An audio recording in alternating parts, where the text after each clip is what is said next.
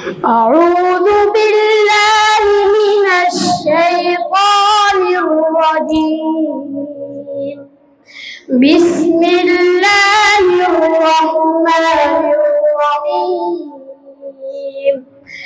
أقم الصلاة لدلوك الشمس إلى غسق الليل وقرآن الفجر إن قرآن الفجر كان مشهودا ومن الليل فتهجد به نافلة لك عسى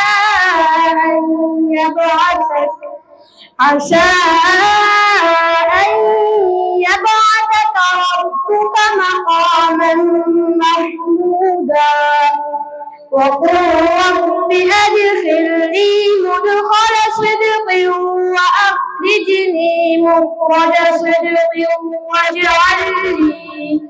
واجعل لي من لدنك سلطانا نصيرا وقل جاء الحق وزهق الباطل إن الباطل كان زهوقا وننزل من القرآن ما هو شفاء ورحمة للمؤمنين ولا يزيد الظالمين إلا خسارا وإذا أنعمنا على الإنسان أعرض ونأى بجانبه وإذا مسه الشر كان يئوسا قل كل يعمل على شاكلته فربكم